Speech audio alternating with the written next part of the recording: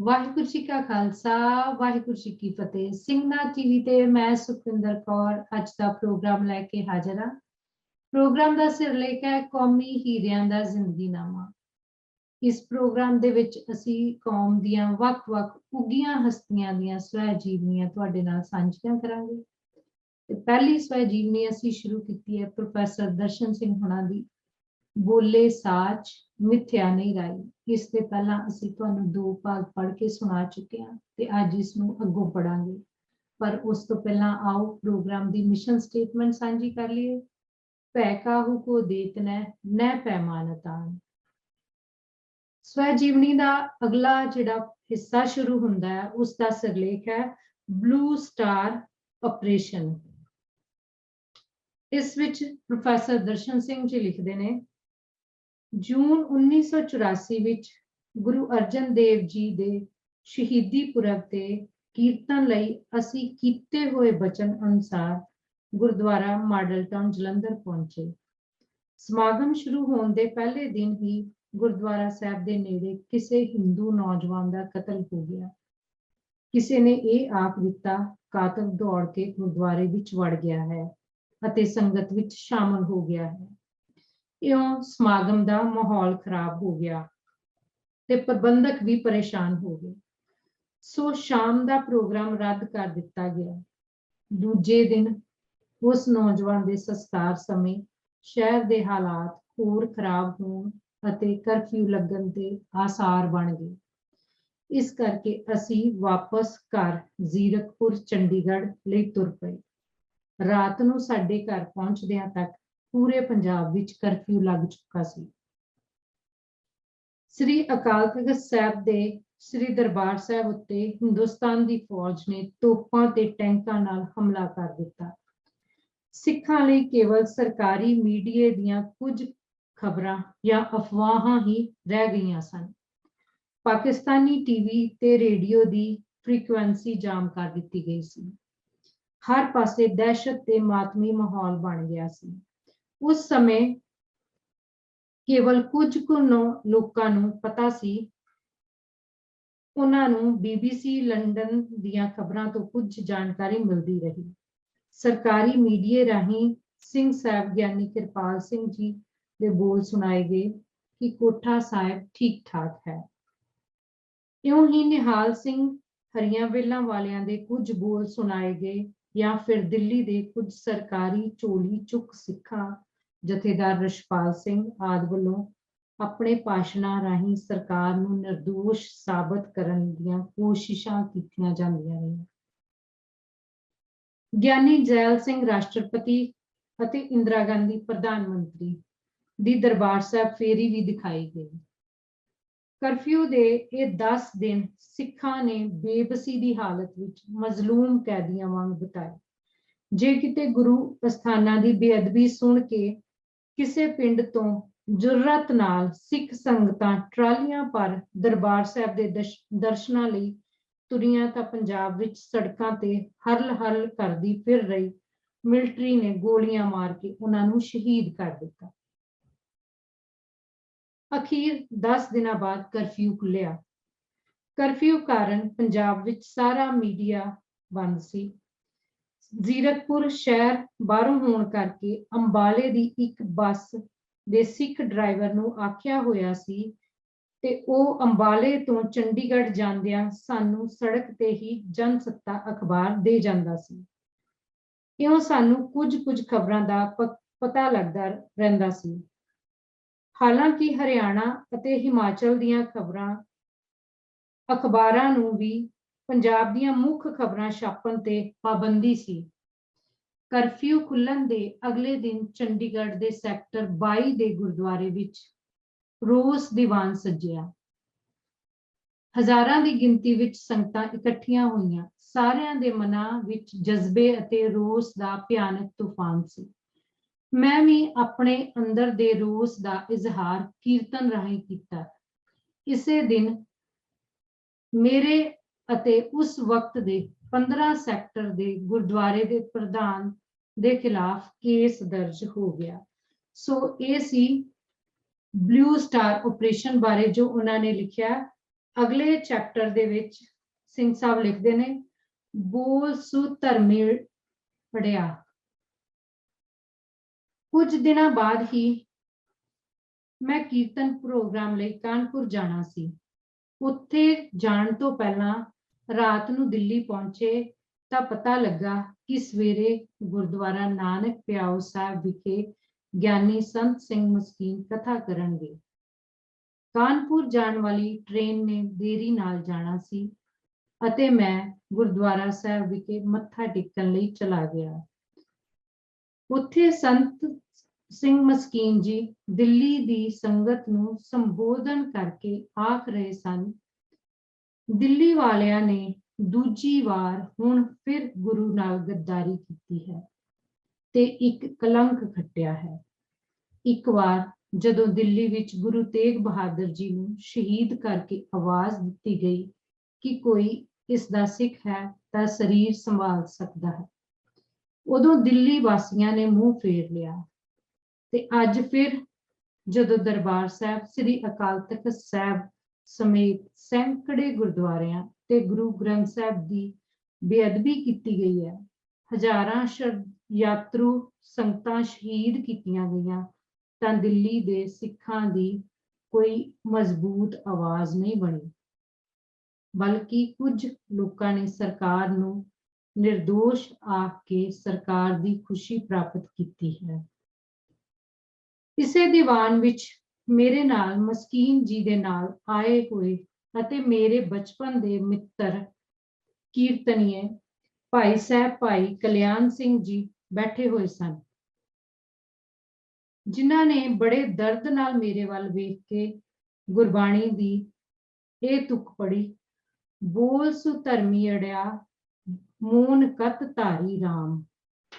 ਬਸ ਇਹ ਇੱਕ ਐਸੀ ਦਸਤਕ ਸੀ ਜਿਸ ਨੇ ਅੰਦਰ ਦੇ ਦੱਬੇ ਹੋਏ ਦਰਦ ਦਾ ਦਰਵਾਜ਼ਾ ਖੋਲ ਦਿੱਤਾ ਅਤੇ ਉਸ ਦਿਨ ਤੋਂ ਹੀ ਲਗਾਤਾਰ ਹਰ ਕੀਰਤਨ ਦੀ ਹਾਜ਼ਰੀ ਰਾਹੀਂ ਜ਼ੁਲਮ ਅਨਿਆਂ ਦੀ ਅੱਗ ਵਿੱਚ ਪਕੇ ਹੋਏ ਅਤੇ ਢਲੇ ਹੋਏ ਬੋਲ ਅੰਦਰੋਂ ਨਿਕਲਦੇ ਰਹੇ। ਇਹਨਾਂ ਦੇ ਆਧਾਰ ਤੇ ਹੀ ਸਰਕਾਰ ਨੇ ਕੇਸ ਵੀ ਬਣਾਏ, ਜੇਲ੍ਹਾਂ ਵਿੱਚ ਵੀ ਰੱਖਿਆ ਤੇ ਜਿਸ ਨੂੰ ਅੱਜ ਤੱਕ ਲੋਕ ਗਰਮ ਟੇਪਾਂ ਕੈਸਟਾਂ ਆਖ ਕੇ ਯਾਦ ਕਰਦੇ ਹਨ। ਇਹਨਾਂ ਗਰਮ ਬੋਲਾਂ ਰਾਹੀਂ ਜਿੱਥੇ ਮੈਂ ਜ਼ਾਲਮ ਨੂੰ ਜ਼ੁਲਮ ਅਤੇ ਅੰਤ ਲਈ ਚੇਤਾਵਨੀ ਦੇਣਾ ਚਾਹੁੰਦਾ ਸੀ, ਉੱਥੇ ਸਿੱਖ ਕੌਮ ਨੂੰ ਇਸ ਅੱਗ ਵਿੱਚੋਂ ਇੱਕ ਨਵੀਂ ਚਮਕ ਲੈ ਕੇ ਬਲਵਾਨ ਅਤੇ ਕੁੰਦਨ ਹੋ ਨਿਕਲਣ ਲਈ ਪ੍ਰੇਰਨਾ ਦੇਣਾ ਚਾਹੁੰਦਾ ਸੀ।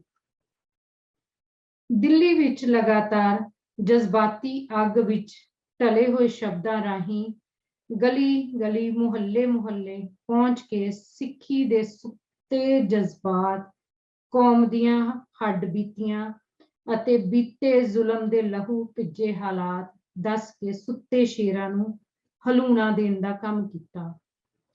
ਉਹਨਾਂ ਦਿਨਾਂ ਵਿੱਚ ਸੰਗਤਾਂ ਨਾਲ ਇਹੋ ਜਿਹੇ ਸ਼ਬਦਾਂ ਰਾਹੀਂ ਵਿਚਾਰਾਂ ਸਾਂਝੀਆਂ ਕੀਤੀਆਂ, ਕਲ ਕਾਤੀ ਰਾਜੇ ਕਸਾਈ ਧਰਮ ਪੰਖ ਕਰ ਉਡਰਿਆ, ਜੈਸੀ ਮੈਂ ਆਵੇ ਖਸਮ ਕੀ ਬਾਣੀ ਤੈਸੜਾ ਕਰੀ ਗਿਆਨ ਵੇਲਾ ਲੋ, खून के सोयले गाविए नानक रत का कंगू पाए वे लालो। ਮੈਨੂੰ ਯਾਦ ਹੈ ਗੁਰਦੁਆਰਾ ਬੰਗਲਾ ਸਾਹਿਬ ਦੀ ਸਟੇਜ ਉੱਤੇ ਬੜੇ ਦੁੱਖ ਅਤੇ ਰੋਹ ਨਾਲ ਬਾਬਰ ਬਾਣੀ ਦਾ ਇਹ ਸ਼ਬਦ ਪੜਿਆ, ਜਦੋਂ ਹਰ ਸਿੱਖ ਦੇ ਅੰਦਰ ਦੀ ਅੱਗ ਦਾ ਲਾਵਾ ਅੱਖਾਂ ਰਾਹੀਂ ਵਹਿ ਤੁਰਿਆ।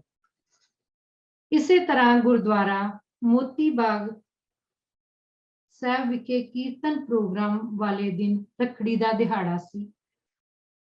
ਭਾਵੇਂ ਰੱਖੜੀ ਨਾਲ ਸਾਡੀ ਕੋਈ ਸਿਧਾਂਤਕ ਸਾਂਝ ਨਹੀਂ, ਪਰ ਉਸ ਦਿਨ ਐਸਾ ਵੈਰਾਗਮਈ ਮਾਹੌਲ ਸੀ ਕਿ ਮੈਂ ਆਪ ਖੁਦ ਵੀ ਰੋ ਪਿਆ ਜਦੋਂ ਮੂੰਹੋਂ ਨਿਕਲਿਆ, ਅੱਜ ਮੈਨੂੰ ਹਜ਼ਾਰਾਂ ਭੈਣਾਂ ਹੱਥ ਵਿੱਚ ਰੱਖੜੀਆਂ ਫੜ ਕੇ ਆਪਣੇ ਵੀਰਾਂ ਦੀਆਂ ਲਾਸ਼ਾਂ ਕੋਲ ਖੜੀਆਂ ਦਿਸ ਰਹੀਆਂ ਹਨ। ਇਸ ਸਮੇਂ ਉੱਥੇ ਮੌਜੂਦ ਹਰ ਅੱਖ ਵਿੱਚ ਅਥਰੂ ਅਤੇ ਸੀਨੇ ਵਿੱਚ ਧਾਹਾਂ ਸਨ। ਇਸੇ ਹੀ ਕੀਰਤਨ ਸਮਾਗਮ ਵਿੱਚ ਸਰਦਾਰ ਬੇਅੰਤ ਸਿੰਘ ਵੀ ਬੈਠਾ ਸੁਣ ਰਿਹਾ ਸੀ ਅਤੇ ਇੱਥੋਂ ਹੀ ਬੇਅੰਤ ਸਿੰਘ ਦੀ ਕਹਾਣੀ ਅਤੇ ਕੁਰਬਾਨੀ ਦਾ ਆਰੰਭ ਹੋਇਆ। ਇਸ ਕੀਰਤਨ ਸਮਾਗਮ ਦਾ ਜ਼ਿਕਰ ਬੇਅੰਤ ਸਿੰਘ ਦੇ ਕੇਸ ਇੰਦਰਾ ਗਾਂਧੀ ਸੰਬੰਧੀ ਵਿੱਚ ਵੀ ਕੀਤਾ ਮਿਲਦਾ ਹੈ। ਇਹਨਾਂ ਦਿਨਾਂ ਵਿੱਚ ਹੀ ਕੁਝ ਖੁਦਗਰਜ਼ ਸਿੱਖੀ ਭੇਖ ਵਾਲਿਆਂ ਨੇ ਮੇਰੇ ਨਾਲ ਵੀ ਗੱਦਾਰੀ ਕੀਤੀ। ਆਪਣੇ ਆਪ ਨੂੰ ਬੜਾ ਕੌਮੀ ਵਫਾਦਾਰ ਜਤਾ ਕੇ ਮੈਨੂੰ ਘਰ ਵਿੱਚ ਠਹਿਰਾ ਕੇ ਜਿੱਥੇ ਮੇਰੀਆਂ ਟਿੱਪਾਂ ਰੋਜ਼ ਸਰਕਾਰੀ ਏਜੰਸੀਆਂ ਨੂੰ ਪਹੁੰਚਾਉਂਦੇ ਰਹੇ, ਉੱਥੇ ਕੌਮੀ ਦੁੱਖ ਦਰਦ ਸਾਂਝਾ ਕਰਨ ਆਏ ਹਰ ਵੀਰ ਦੀ ਰਿਪੋਰਟ ਵੀ ਦਿੰਦੇ ਰਹੇ। ਐਸੇ ਹੀ ਇੱਕ ਸੱਜਣ ਦੇਨਾ ਬੈਂਕ ਵਿੱਚ ਕੰਮ ਕਰਦੇ ਬੇਦੀ ਸਾਹਿਬ ਸਨ।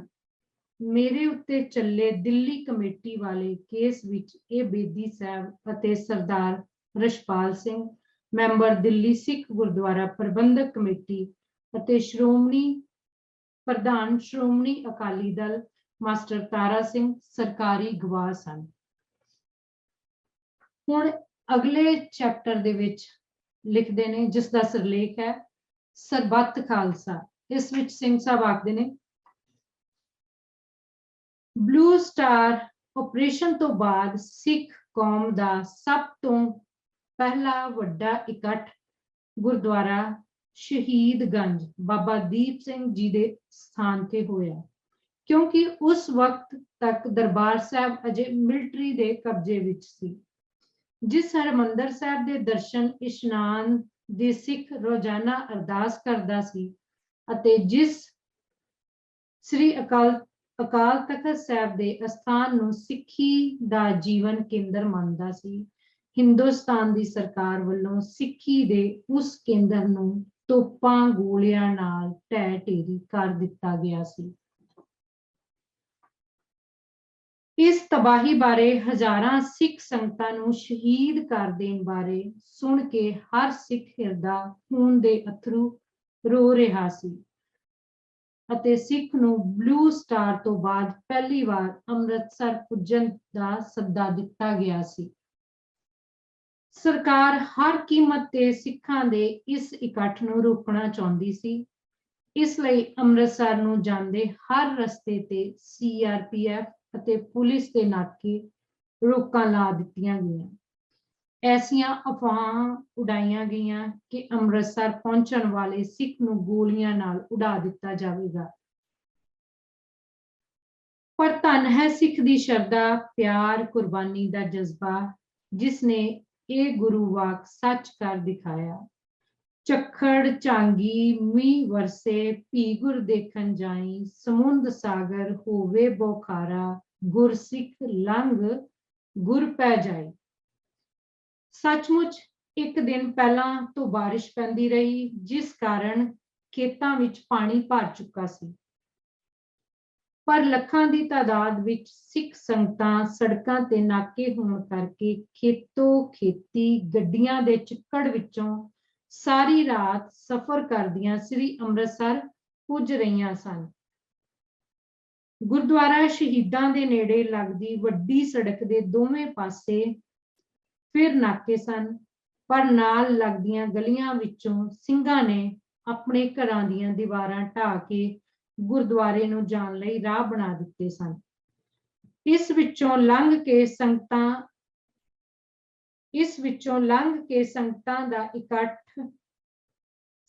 ਇਕੱਠ ਦੀ ਥਾਂ ਉੱਤੇ ਪਹੁੰਚ ਰਹੀਆਂ ਸਨ ਅਤੇ ਉਹਨਾਂ ਦੇ ਚਿਹਰਿਆਂ ਦਾ ਜੋਸ਼ ਝੱਲਿਆ ਨਹੀਂ ਜਾਂਦਾ ਸੀ। ਸਿੱਖ ਮੌਤ ਦੇ ਭੈ ਤੋਂ ਲੰਘ ਚੁੱਕੇ ਸਨ ਅਤੇ ਕਿਸੇ ਵੀ ਮਿਲਟਰੀ ਜਾਂ CRPF ਦੀਆਂ ਸਟੇਨ ਗੰਨਾਂ ਤੋਂ ਡਰ ਨਹੀਂ ਲੱਗ ਰਿਹਾ ਸੀ। ਗੁਰੂ ਦੀ ਬੇਅਦਬੀ, ਹਜ਼ਾਰਾਂ ਸਿੱਖਾਂ ਦੀਆਂ ਸ਼ਹੀਦੀਆਂ ਬਾਰੇ ਸੁਣ ਕੇ ਹਰ ਸਿੱਖ ਨੂੰ ਇਉਂ ਲੱਗ ਰਿਹਾ ਸੀ ਜਿਵੇਂ ਜਿਸ ਪਿਆਰੇ ਸਿਉਨੇ ਤਿਸ ਆਗੇ ਮਰ ਚੱਲੀਏ, ਤ੍ਰਿਗ ਜੀਵਨ ਸੰਸਾਰ ਤਾਕੇ ਪਾਛੇ ਜੀਵਣਾ।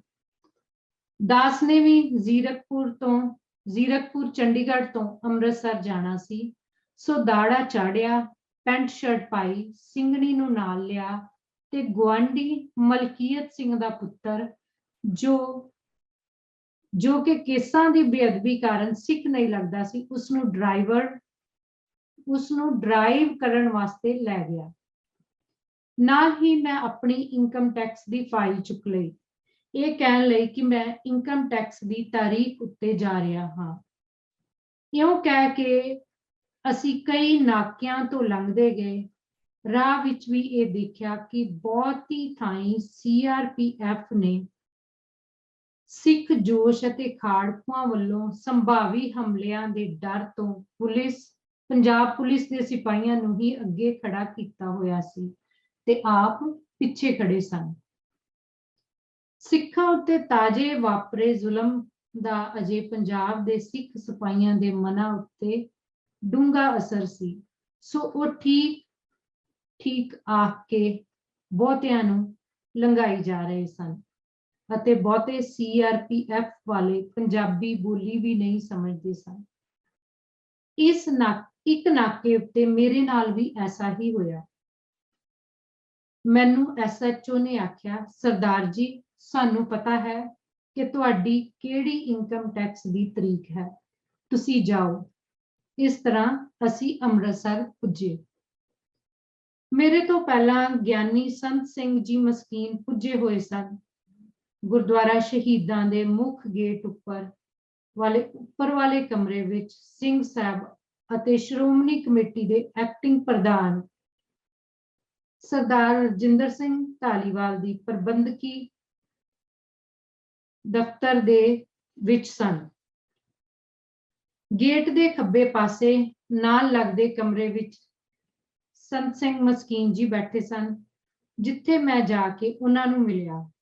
ਮੈਂ ਹਾਲਾਤ ਪੁੱਛੇ ਤਾਂ ਬੜੀ ਨਿਰਾਸ਼ਤਾ ਨਾਲ ਉਹਨਾਂ ਦੇ ਪਹਿਲੇ ਲਫ਼ਜ਼ ਸਨ, ਪ੍ਰੋਫੈਸਰ ਸਾਹਿਬ ਉੱਪਰ ਜਾ ਕੇ ਦੇਖ ਲਓ, ਮਿੰਟ ਤੇ ਦਿੱਲੀ ਫੋਨ ਹੋ ਰਿਹਾ ਹੈ ਅਤੇ ਸਾਰੇ ਪ੍ਰੋਗਰਾਮ ਦਿੱਲੀ ਤੋਂ ਪੁੱਛ ਕੇ ਬਣ ਰਹੇ ਹਨ। ਬਸ ਇਸ ਤੋਂ ਅੱਗੇ ਕੁਝ ਨਹੀਂ ਕਹਿਣਾ ਚਾਹੁੰਦਾ। ਸੋ ਇਹ ਗੱਲ ਸੰਤ ਸਿੰਘ ਮਸਕੀਨ ਜੀ ਹੋਣਾ ਨੇ ਪ੍ਰੋਫੈਸਰ ਦਰਸ਼ਨ ਸਿੰਘ ਨੂੰ ਆਖੀ ਕਿ ਕਿਸ ਤਰ੍ਹਾਂ ਉੱਪਰ ਦਫ਼ਤਰ ਦੇ ਵਿੱਚ ਬੈਠੇ ਹੋਏ ਜਿਹੜੇ ਪ੍ਰਧਾਨ ਸਨ ਉਹ ਮਿੰਟ ਦਿੱਲੀ ਫੋਨ ਕਰਕੇ ਉਹਨਾਂ ਕੋਲੋਂ ਪ੍ਰੋਗਰਾਮ ਲੈ ਕੇ ਅੱਗੇ ਸੰਗਤਾਂ ਨੂੰ ਦੱਸ ਰਹੇ ਸਨ। ਕੁਝ ਮਿੰਟਾਂ ਬਾਅਦ ਮੈਂ ਉੱਪਰ ਗਿਆ। ਅੱਗੇ ਸਿੰਘ ਸਾਹਿਬ, ਗਿਆਨੀ ਸਾਹਿਬ ਸਿੰਘ ਜੀ ਅਤੇ ਪ੍ਰਧਾਨ ਸਾਹਿਬ ਬੈਠੇ ਸਨ। ਇੱਕ ਸਧਾਰਨ ਕੀਰਤਨੀਆ ਅਤੇ ਸਿਆਸੀ ਨਾਮ ਜਾਂ ਪਹੁੰਚ ਨਾ ਹੋਣ ਕਰਕੇ ਕੁਝ ਸਮਾਂ ਤਾਂ ਮੈਨੂੰ ਗੱਲਬਾਤ ਤੋਂ ਅਣਗੌਲਿਆ ਗਿਆ। ਆਖਰ ਮੇਰੀ ਸਿੰਘ ਸਾਹਿਬ ਨਾਲ ਗੱਲਬਾਤ ਹੋਈ। ਉਹ ਕਹਿਣ ਲੱਗੇ, ਦੇਖੋ ਕਿੰਨਾ ਉਤਸ਼ਾਹ ਤੇ ਜਜ਼ਬਾ ਹੈ, ਕਿੰਨੀ ਸੰਗਤ ਦਰਸ਼ਨਾਂ ਲਈ ਪੁੱਜ ਰਹੀ ਹੈ। ਮੈਂ ਬੇਨਤੀ ਕੀਤੀ, ਜੀ ਸਿੱਖ ਕੌਮ ਦਾ ਜਜ਼ਬਾ ਪਛਾਣੋ, ਜਿਹੜੇ ਹਜ਼ਾਰਾਂ ਸਿੰਘ 3 ਮਹੀਨੇ ਪਹਿਲੇ ਇੱਥੇ ਸ਼ਹੀਦ ਹੋਏ ਹਨ। ਉਹਨਾਂ ਸਾਰਿਆਂ ਨੂੰ ਤਾਂ ਇਹ ਵੀ ਪਤਾ ਨਹੀਂ ਸੀ ਕਿ ਸਰਕਾਰ ਐਸਾ ਜ਼ੁਲਮ ਕਰੇਗੀ। ਉਹ ਤਾਂ ਦਰਸ਼ਨ ਕਰਨ ਹੀ ਆਏ ਸਨ। ਪਰ ਹੁਣ ਹਜ਼ਾਰਾਂ ਸਿੱਖਾਂ ਦੀਆਂ ਲਾਸ਼ਾਂ ਦੇਖ ਕੇ ਮਿਲਟਰੀ ਫੋਰਸਾਂ ਦੇ ਹੱਥਾਂ ਵਿੱਚ ਸਟੇਨ ਗਨਾਂ ਦੀ ਪਰਵਾਹ ਨਾ ਕਰਦਿਆਂ ਅੱਜ ਜਿਹੜੇ ਸਿੱਖ ਪੁੱਜ ਰਹੇ ਹਨ ਉਹ ਸ਼ਹੀਦੀ ਲਈ ਮਨ ਬਣਾ ਕੇ ਪੁੱਜ ਰਹੇ ਹਨ। ਇਹ ਹੁਣ ਕੌਮ ਦਾ ਭਵਿੱਖ ਸਿਰਜਣਾ ਚਾਹੁੰਦੇ ਹਨ। ਕੋਈ ਪ੍ਰੋਗਰਾਮ ਦੇਵੋ, ਇਹਨਾਂ ਦੀ ਅਗਵਾਈ ਕਰੋ, ਕੌਮ ਨੂੰ ਕਿਸੇ ਤਨ ਪਤਨ ਲਗਾਓ। ਮੇਰੀ ਇਹ ਜਜ਼ਬਾਤੀ ਗੱਲ ਸੁਣ ਕੇ ਸਿੰਘ ਸਾਹਿਬ ਕੁਝ ਤਲਖ ਹੋ ਗਏ ਅਤੇ ਪ੍ਰਧਾਨ ਸਾਹਿਬ ਵੱਲ ਮੁਖਾਤਬ ਹੋ ਕੇ ਵਿਅੰਗ ਨਾਲ ਕਹਿਣ ਲੱਗੇ, ਪ੍ਰਧਾਨ ਸਾਹਿਬ ਜੀ, ਪ੍ਰੋਫੈਸਰ ਤਾਂ ਕਹਿੰਦਾ ਹੈ ਕੱਲ ਖਾਲਿਸਤਾਨ ਦਾ ਐਲਾਨ ਕਰ ਦਿਓ। ਪ੍ਰਧਾਨ ਸਾਹਿਬ ਕੁਝ ਹੋਰ ਤਣਾਅ ਵਿੱਚ ਆ ਗਏ। 1 ਮਿੰਟ ਚੁੱਪ ਰਹਿਣ ਮਗਰੋਂ ਮੈਨੂੰ ਕਹਿਣ ਲੱਗੇ, ਤੁਸੀਂ ਥੱਲੇ ਚੱਲੋ, ਅਸੀਂ ਜ਼ਰੂਰੀ ਕੰਮ ਕਰਨੇ ਹਨ। ਇਉਂ ਬੇਆਬਰੂ ਹੋ ਕੇ ਤੇਰੇ ਕੂਚੇ ਸੇ ਹਮ ਨਿਕਲੇ ਅਤੇ ਮੈਂ ਥੱਲੇ ਆ ਗਿਆ। ਮੇਰਾ ਮੇਲ ਦਿੱਲੀ ਨਿਵਾਸੀ ਸਰਦਾਰ ਰਜਿੰਦਰ ਸਿੰਘ ਚੱਡਾ ਨਾਲ ਵੀ ਹੋਇਆ, ਜੋ ਕਿ ਸਮਾਗਮ ਵਿੱਚ ਹਿੱਸਾ ਲੈਣ ਲਈ ਪਹੁੰਚੇ ਹੋਏ ਸਨ। ਫਿਰ ਸਮਾਗਮ ਸ਼ੁਰੂ ਹੋਇਆ। ਸਾਰਿਆਂ ਨੇ ਆਪਣੇ ਲਹੂ ਲੁਹਾਨ ਜਜ਼ਬਾਤ ਕੌਮ ਨਾਲ ਸਾਂਝੇ ਕੀਤੇ। ਨੌਜਵਾਨਾਂ ਨੇ ਕਫਨ ਬੰਨ੍ਹ ਕੇ ਸਿੱਖ ਰੈਜੀਮੈਂਟਾਂ ਬਣਾਉਣ ਦੇ ਐਲਾਨ ਕੀਤੇ। ਗੁਰਦੁਆਰਾ ਸ਼ਹੀਦਾਂ ਦੇ ਸਾਹਮਣੇ ਚੌਂਕ ਵਿੱਚ ਕੇਸਰੀ ਨਿਸ਼ਾਨ ਸਾਹਿਬ ਲਹਿਰਾ ਕੇ ਦਸ਼ਮੇਸ਼ ਰੈਜੀਮੈਂਟ ਵੱਲੋਂ ਸਲਾਮੀ ਦਿੱਤੀ ਗਈ। ਸੰਪਰਦਾਵਾਂ ਵੱਲੋਂ ਸੰਗਤਾਂ ਲਈ ਲੰਗਰ ਵੀ ਲਾਏ ਗਏ, ਪਰ ਸਿੱਖ ਸਿਆਸੀ ਜਾਂ ਧਾਰਮਿਕ ਆਗੂਆਂ ਵੱਲੋਂ ਕੋਈ ਅਗਵਾਈ ਜਾਂ ਪ੍ਰੋਗਰਾਮ ਨਾ ਮਿਲਿਆ। ਇਉਂ ਹੀ ਲੱਖਾਂ ਹੀ ਸਿੱਖ ਆਪਣੇ ਅੰਦਰ ਦੀ ਅਸਹਿ ਪੀੜਾ ਦੀ ਚੀਜ਼ ਗੁਰੂ ਦੀ ਨਗਰੀ ਦੀ ਭੇਟ ਕਰਕੇ ਘਰੋਂ ਘਰੀ ਚਲੇ ਗਏ। ਸੋ ਇਸ ਵਿੱਚ ਸਿੰਘ ਸਾਹਿਬ ਨੇ ਲਿਖਿਆ ਕਿ ਜਦੋਂ ਅਕਾਲ ਤਖਤ ਸਾਹਿਬ ਦੇ ਉੱਤੇ ਹਮਲੇ ਤੋਂ ਬਾਅਦ ਸਰਬੱਤ ਖਾਲਸਾ ਸੱਦਿਆ ਗਿਆ, ਅੰਮ੍ਰਿਤਸਰ ਵਿੱਚ ਜਦੋਂ ਸਾਰੀ ਸੰਗਤ ਨੂੰ ਉੱਥੇ ਪਹੁੰਚਣ ਲਈ ਸੱਦਾ ਦਿੱਤਾ ਗਿਆ, ਤੇ ਉਸ ਵੇਲੇ ਕੀ ਬੀਤਿਆ। ਹੁਣ ਅਗਲੇ ਚੈਪਟਰ ਦਾ ਸਿਰਲੇਖ ਹੈ ਘੱਲੂਘਾਰਾ ਵੀਕ। ਇਸ ਜ਼ੁਲਮ ਤੇ ਬੇਇਨਸਾਫੀ ਨੂੰ ਹੰਢਾ ਕੇ ਕੌਮ ਦੇ ਕੁਝ ਹਿੱਸਿਆਂ ਵਿੱਚ ਜਿੱਥੇ ਨਿਰਾਸ਼ਤਾ ਅਤੇ ਸਹਿਮ ਫੈਲ ਰਿਹਾ ਸੀ, ਉੱਥੇ ਇਸ ਜ਼ੁਲਮ ਦੀ ਅੱਗ ਵਿੱਚ ਭਖੇ ਅੰਗਿਆਰਿਆਂ ਵਾਂਗ ਕੌਮੀ ਭਵਿੱਖ ਦੇ ਅਰਮਾਨ ਹਰ ਸਿੱਖ ਦੇ ਦਿਲ ਵਿੱਚ ਸੁਲਗ ਰਹੇ ਸਨ, ਜੋ ਕਿਸੇ ਵੀ ਵਕਤ ਭਾਂਬੜ ਬਣਨ ਦੀ ਸ਼ਕਤੀ ਰੱਖਦੇ ਸਨ। ਅਤੇ ਇਹੋ ਹੀ ਕੌਮ ਦੇ ਅੰਦਰ ਦੀ ਚੜ੍ਹਦੀ ਕਲਾ ਦਾ ਪ੍ਰਤੀਕ ਸਨ। ਪਿੰਡਾਂ ਤੇ ਸ਼ਹਿਰਾਂ ਵਿੱਚ ਕੀਰਤਨ ਸਮਾਗਮਾਂ, ਕੀਰਤਨ ਦਰਬਾਰਾਂ ਦੇ ਨਾਮ ਹੇਠ ਹੋ ਰਹੇ ਸਿੱਖੀ ਜਜ਼ਬਾਤ ਦੇ ਇਹ ਇਕੱਠ ਇਸ ਗੱਲ ਦਾ ਸਬੂਤ ਸਨ। ਗੁਰਬਾਣੀ ਦਾ ਆਸਰਾ ਅਤੇ ਸਿੱਖ ਇਤਿਹਾਸ ਵਿੱਚੋਂ ਕੁਰਬਾਨੀ ਅਤੇ ਸ਼ਹੀਦੀਆਂ ਦਾ ਸਿੱਖ ਵਿਰਸਾ ਯਾਦ ਕਰਾ ਕੇ ਕੌਮ ਦੇ ਸਿੱਖੀ ਮਨੋਬਲ ਨੂੰ ਉੱਚਾ ਰੱਖਣ ਦੇ ਯਤਨ ਹੁੰਦੇ ਰਹੇ, ਅਤੇ ਗੁਰੂ ਨੇ ਦਾਸ ਨੂੰ ਵੀ ਇਹ ਸੇਵਾ ਬਖਸ਼ੀ। ਦਾਸ ਦਿਨ ਰਾਤ ਥਾਂ ਤੇ ਪੁੱਜ ਕੇ ਕੀਰਤਨ ਰਾਹੀਂ ਸਿੱਖੀ ਦੇ ਅਸਲ ਵਿਰਸੇ ਤੋਂ ਕੌਮ ਨੂੰ ਜਾਣੂ ਕਰਾਉਂਦਾ ਰਿਹਾ, ਅਤੇ ਆਪਣੇ ਉਜਲੇ ਭਵਿੱਖ ਦੀ ਮੰਜ਼ਿਲ ਵੱਲ ਸੋਝੀ ਨਾਲ ਜਥੇਬੰਦ ਹੋ ਕੇ ਬੇਰੋਕ ਵਧਣ ਲਈ ਪ੍ਰੇਰਣਾ ਦਿੰਦਾ ਰਿਹਾ। ਇੱਕ ਪਾਸੇ ਜਿੱਥੇ ਇੰਦਰਾ ਗਾਂਧੀ ਸਮੇਤ ਸਰਕਾਰ ਆਪਣੇ ਕੀਤੇ ਉੱਤੇ ਪਛਤਾ ਰਹੀ ਸੀ, ਦੂਜੇ ਪਾਸੇ ਇਸ ਜ਼ੁਲਮ ਵਿੱਚੋਂ ਜਨਮ ਲੈ ਚੁੱਕੀ ਬਹਾਦਰ ਸਿੱਖ ਕੌਮ ਦੀ ਆਜ਼ਾਦੀ ਦੀ ਲਹਿਰ ਮੂਵਮੈਂਟ ਨੂੰ ਹਰ ਹੀਲੇ ਖਤਮ ਕਰਨ ਦੀਆਂ ਗੋਂਦਾਂ ਗੁੰਦੀਆਂ ਜਾ ਰਹੀਆਂ ਸਨ। ਇਸ ਲਈ ਕਈ ਵਾਰ ਕੀਰਤਨ ਦਰਬਾਰਾਂ ਵਿੱਚ ਵਿਘਨ ਪਾਏ ਜਾਂਦੇ ਰਹੇ। ਰਾਗੀ ਸਿੰਘਾਂ ਨੂੰ ਰਾਹਾਂ ਵਿੱਚ ਰੋਕ ਲਿਆ ਜਾਂਦਾ, ਰਸਤੇ ਵਿੱਚ ਰੋਕਾਂ ਲਾ ਕੇ ਸੰਗਤ ਨੂੰ ਪੁੱਜਣ ਤੋਂ ਰੋਕਿਆ ਜਾਂਦਾ। ਇਹ ਸਿਲਸਿਲਾ ਚੱਲਦਾ ਰਿਹਾ, ਪਰ ਸਿੱਖੀ ਦਾ ਮਨੋਬਲ ਚੜ੍ਹਦੀ ਕਲਾ ਵਿੱਚ ਰਿਹਾ। ਇਸੇ ਤਰ੍ਹਾਂ ਕੌਮੀ ਪੀੜਾ ਹੰਢਾਉਂਦਿਆਂ ਵਰ੍ਹਾ ਬੀਤ ਗਿਆ ਅਤੇ ਜੂਨ 1985 ਵਿੱਚ ਘੱਲੂਘਾਰਾ ਵੀਕ ਜਾਂ ਘੱਲੂਘਾਰਾ ਹਫ਼ਤਾ ਨੇੜੇ ਆ ਗਿਆ। ਕੁਝ ਸਮੇਂ ਤੋਂ ਚੱਲ ਰਹੇ ਭਿਆਨਕ ਪ੍ਰਭਾਵਾਂ ਦੇ ਹੇਠ ਸੋਚ ਰਿਹਾ ਸੀ ਕਿ ਹੁਣ ਮੇਰੇ ਉੱਤੇ ਕਿਸੇ ਵੇਲੇ ਵੀ ਐਸਾ ਸਮਾਂ ਨਾ ਆ ਜਾਵੇ। ਇਸ ਲਈ ਛੋਟੀ ਬੇਟੀ ਜਸਵਿੰਦਰ ਕੌਰ, ਜੋ ਵਿਆਹੁਣਯੋਗ ਸੀ, ਉਸਦਾ ਰਿਸ਼ਤਾ ਵੀ ਕੈਨੇਡਾ ਵਿੱਚ ਮਾਂਟਰੀਅਲ ਦੇ ਦਰਸ਼ਨ ਸਿੰਘ ਦੇ ਬੇਟੇ ਗੁਰਦਿੱਤ ਸਿੰਘ ਨਾਲ ਹੋ ਚੁੱਕਾ ਸੀ। ਉਸਦਾ ਵਿਆਹ ਛੇਤੀ ਕਰ ਦਿੱਤਾ ਜਾਵੇ। ਸੋ ਕੈਨੇਡਾ 'ਚ ਫੋਨ ਕਰਕੇ ਕੁੜਮਾਂ ਨੂੰ ਬੇਨਤੀ ਕੀਤੀ ਕਿ ਕੌਮੀ ਹਾਲਾਤਾਂ ਨੂੰ ਸਮਝਦਿਆਂ ਜੇ ਸਾਦੇ ਢੰਗ ਨਾਲ ਬੱਚੀ ਨੂੰ ਵਿਆਹ ਕੇ ਲੈ ਜਾਵੋ ਤਾਂ ਧੰਨਵਾਦੀ ਹੋਵਾਂਗਾ। ਉਹਨਾਂ ਨੇ ਬੇਨਤੀ ਨੂੰ ਪ੍ਰਵਾਨ ਕੀਤਾ ਤੇ 15 ਦਿਨਾਂ ਦੇ ਅੰਦਰ ਹੀ ਭਾਰਤ ਆ ਕੇ ਵਿਆਹ ਕਰਨ ਦੀ ਤਿਆਰੀ ਕਰ ਲਈ। ਸੋ ਇੱਥੋਂ ਤੱਕ ਅਸੀਂ ਪੜ੍ਹਿਆ ਸੀ ਕਿਸ ਤਰ੍ਹਾਂ ਪ੍ਰੋਫੈਸਰ ਦਰਸ਼ਨ ਸਿੰਘ ਹੁਣਾਂ ਨੇ ਜ਼ਮੀਨੀ ਪੱਧਰ ਦੇ ਉੱਤੇ ਡਿੱਗ ਚੁੱਕੇ ਮਨੋਬਲ ਨੂੰ, ਜੋ ਸਿੱਖਾਂ ਦੇ ਮਨਾਂ ਦੇ ਵਿੱਚ ਰੋਸ ਸੀ, ਉਸ ਨੂੰ ਸੇਧ ਦੇਣ ਲਈ, ਉਹਨਾਂ ਦੇ ਵਿੱਚ ਪ੍ਰੇਰਣਾ ਭਰਨ ਦੇ ਲਈ ਕਿਸ ਤਰ੍ਹਾਂ ਵੱਖ-ਵੱਖ ਕਦਮ ਚੁੱਕੇ। ਉਹਨਾਂ ਨੇ ਆਪ ਕੀਰਤਨ ਕਰਕੇ, ਕੀਰਤਨ ਦੇ ਰਾਹੀਂ ਲੋਕਾਂ ਨੂੰ ਸੰਬੋਧਨ ਕੀਤਾ ਤੇ ਉਹਨਾਂ ਦੇ ਵਿੱਚ ਰੂਹ ਫੂਕਣ ਦੀ ਪੂਰੀ ਕੋਸ਼ਿਸ਼ ਕੀਤੀ। ਜੋ ਅੱਜ ਵੀ ਉਹ ਕਰ ਰਹੇ ਨੇ। ਉਮਰ ਦੇ ਇਸ ਪੜਾਅ ਦੇ ਉੱਤੇ ਵੀ ਉਹ ਕੌਮ ਨੂੰ ਪੂਰੀ ਸੇਧ ਦੇਣ ਦੀ ਕੋਸ਼ਿਸ਼ ਕਰ ਰਹੇ ਨੇ।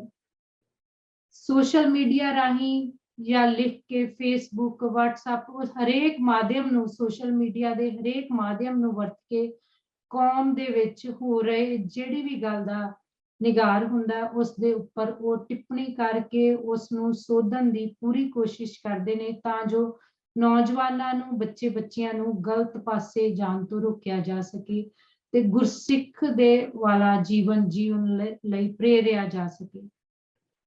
ਸੋ ਇੱਥੋਂ ਤੱਕ ਅਸੀਂ ਉਹਨਾਂ ਦਾ ਜੀਵਨ ਪੜ੍ਹਿਆ, ਘੱਲੂਘਾਰਾ ਵੀਕ ਤੱਕ। ਅੱਗੇ ਉਹਨਾਂ ਨੇ ਲਿਖਿਆ ਆਪਣੀ ਬੇਟੀ ਦੇ ਵਿਆਹ ਦੇ ਬਾਰੇ, ਤੇ ਫਿਰ ਉਹਨਾਂ ਦੀ ਗ੍ਰਿਫਤਾਰੀ ਹੁੰਦੀ ਹੈ ਜੋ ਉਹ ਅਸੀਂ ਅਗਲੇ ਹਿੱਸੇ ਦੇ ਵਿੱਚ ਪੜਾਂਗੇ। ਇੱਥੋਂ ਤੱਕ ਪੜ੍ਹਦਿਆਂ ਕੋਈ ਵੀ ਹੋਈਆਂ ਭੁੱਲਾਂ ਲਈ ਮੈਂ ਖਿਮਾ ਦੀ ਜਾਚਕ ਹਾਂ ਤੇ ਸਾਰੇ ਹੀ ਦਰਸ਼ਕਾਂ ਦਾ ਬਹੁਤ ਬਹੁਤ ਧੰਨਵਾਦ ਹੈ ਜਿਨ੍ਹਾਂ ਨੇ ਇਸ ਨੂੰ ਸੁਣਿਆ ਹੈ, ਕਿਉਂਕਿ ਅਸੀਂ ਇਸ ਨੂੰ ਕੋਸ਼ਿਸ਼ ਹੈ ਸਿੰਘਨਾਥ ਟੀਵੀ ਦੀ, ਸਿੰਘਨਾਥ ਟੀਵੀ ਦੀ ਟੀਮ ਦੀ, ਕਿ ਇਸ ਨੂੰ ਇਨ ਬਿਨ ਹੀ ਦਰਸ਼ਕਾਂ ਤੱਕ ਪਹੁੰਚਾਇਆ ਜਾ ਸਕੇ। ਸੋ ਹੋਈਆਂ ਭੁੱਲਾਂ ਲਈ ਸਭ ਤੋਂ ਮਾਫੀ ਮੰਗਦੀ ਹਾਂ। ਸਾਰਿਆਂ ਦਾ ਹੀ ਰੱਬ ਰੱਖਾ। ਵਾਹਿਗੁਰੂ ਜੀ ਕਾ ਖਾਲਸਾ, ਵਾਹਿਗੁਰੂ ਜੀ ਕੀ ਫਤਿਹ।